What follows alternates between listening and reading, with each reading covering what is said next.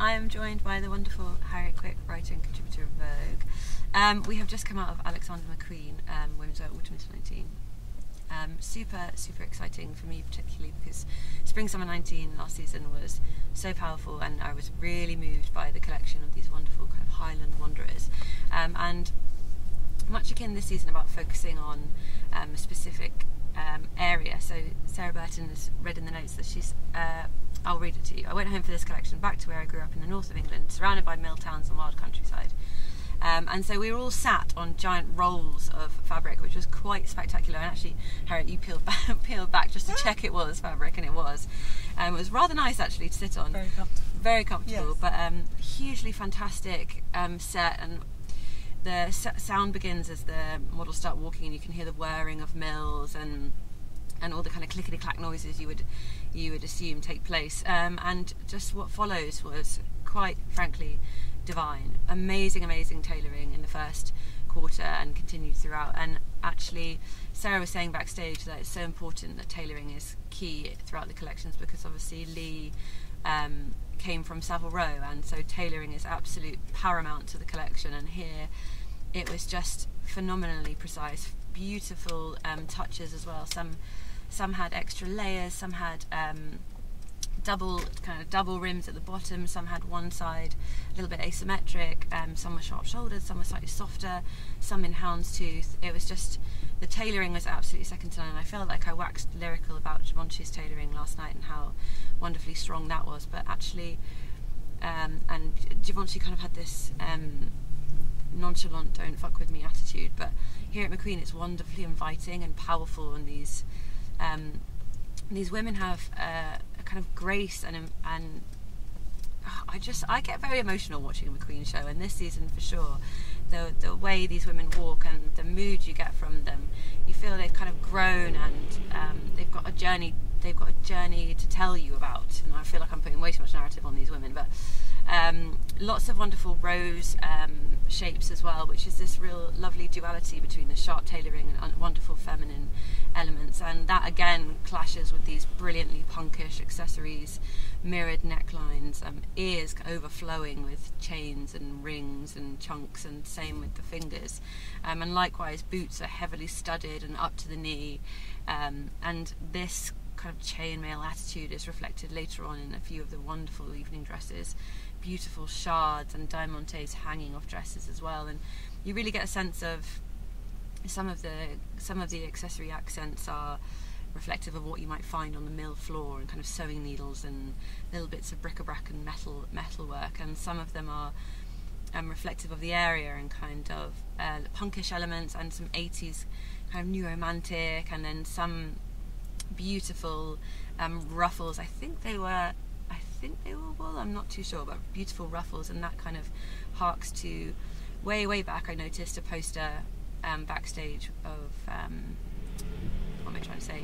Women fighting for the vote, and so these ruffles are super duper traditional from the area. So you've really got all these different elements from the north of England, which I thought was just beautiful. I'm very aware I'm going to make this a gushy review, so I'm going to stop and start talking to you, Harriet. What was your initial reaction when you saw it? I was so excited to see these bolts of fabric, and with the selvages and the industrial frames, and that in itself is such a vision, because we look at the fashion world sometimes very much through that very end image, and that took us right back to the heart of actually the cloth, and the cloth that makes the suit, and the cloth that's from the heartland of Britain, and also the Industrial Revolution. So it had so much to say and point to about Britain now, and where are those industries, and what are those manufacturers that can produce such amazing quality.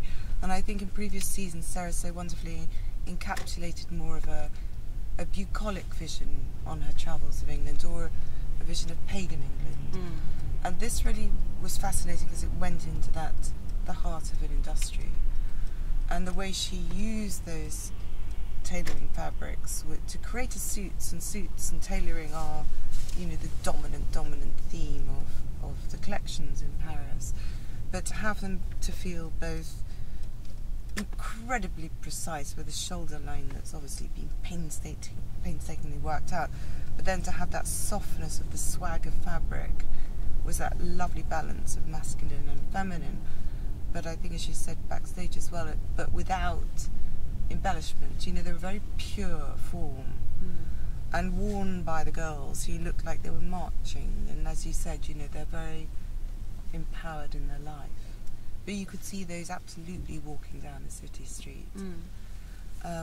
So then, you know, the evolution into the sort of rosebud and the roses of England and the white roses and the sort of marching band swags and rosettes and layers. It was very, very precise and very poignant. It was very poignant. I'm really glad you used that word. Put method to my mind madness. But it's interesting that you mentioned the purity of the tailoring. And often I think when something is so pure, there's nothing really to hide behind, and so that really is a testament to the suiting that we saw, because there is no embellishment. So your eye immediately goes to the cut, to the frame, to the line, and this was just so sharp, so wonderfully sharp.